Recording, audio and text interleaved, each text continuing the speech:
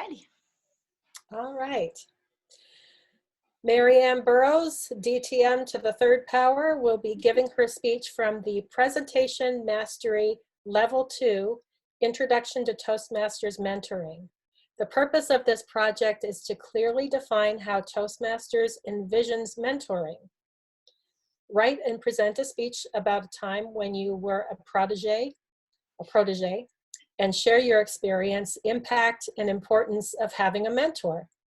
It can be from any time in his or her life.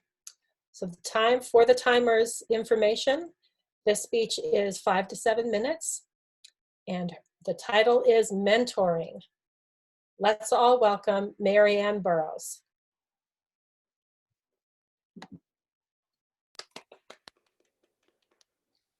I remember the day like it was today, my very first Toastmaster meeting. As I walked in the room, I was horrified, terrified, scarified. I didn't know what to expect. I was greeted by many smiling-faced people. Seemed like an okay place, but as I sat down and began to observe the meeting, they started to talk in a strange language. Table topics master, speech evaluator, and ah counter. Was I in the right room? Was this a cult? But I had heard so many good things about Toastmasters, I decided to stay, and I even came back a number of times. And eventually, I signed on the dotted line. And I was thrilled when I heard that I was going to be assigned a mentor. Because to me, a mentor is the difference between walking home from school by yourself and walking home with a friend. You cover the same distance, but it's a lot more fun when you have somebody to walk with. I can remember years ago, the company where my son was working was upgrading their computers. And the boss offered the old computers to the employees if they wanted to take one home. My son decided to bring one home, and he encouraged me to learn how to use one. I can remember thinking, I'm a terrible typist. I'm not mechanically inclined, and my plate is already full. What do I need any more things to put on my plate? But I have to admit, when I would go to the library, I would see all these 4- and 5-year-olds lined up working on computers, and I did feel pretty dated. So one day, my son sat down with me. He's a gentle soul, and he just began to show me how to turn on the computer, different things to look for, and how to operate it. And then he suggested that I practice working on games, just to get a feel for the computer so that I could get aware of it and it would become a smooth transition. And I did do that, and then gradually began to learn more and more and more as I went along. And thank goodness he taught me all those years ago, because now, as we know, we depend on computers, and with all the closed down, we definitely need to use our computers. So what is a mentor? A mentor is an experienced and trusted advisor. I love that definition because the person that's mentoring is experienced and they are trusted, somebody you feel comfortable working with. So give me an M, motivate.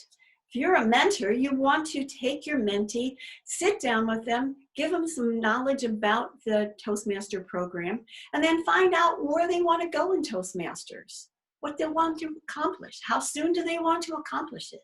And your job is to motivate them to accomplish the goals they set out. Give me an E.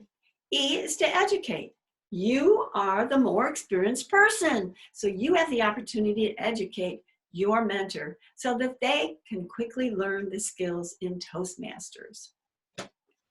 Give me an N, nudge.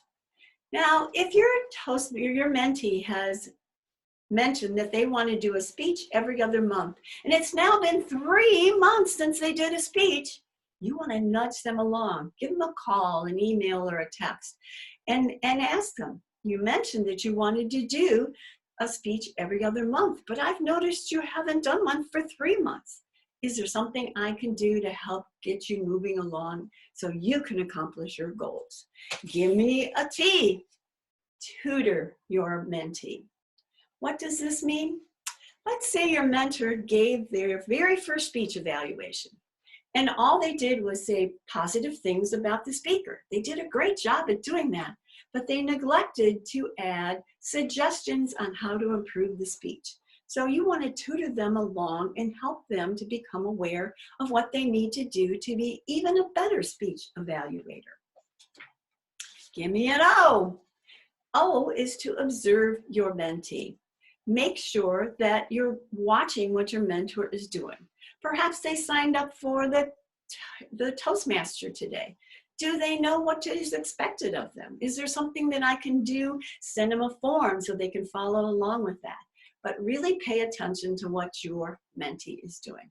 And finally, give me an R, which represents responsibility. Now, as a mentor, I have a responsibility to encourage my mentee along. But the bottom line, the responsibility lies in the hands of the mentee. They're responsible for accomplishing their goals in the end. So fellow Toastmasters, welcome guests. Whether you're one of those people that just walked in horrified, terrified, and scarified on that first meeting, I encourage you, when you get assigned a mentor, that you use your mentor to your advantage to learn and grow through their experience. And if you've been a Toastmaster for a long time, why not consider being a mentor of one of those new little newbies that are coming in? Now, I've learned a great deal from Toastmasters and gained great knowledge and information. But one of the most beautiful things for me is to watch a brand new person who comes into Toastmasters, who's afraid, doesn't know what they're doing, that develops into a very self-confident speaker and leader in the Toastmaster program. Ms. Toastmaster.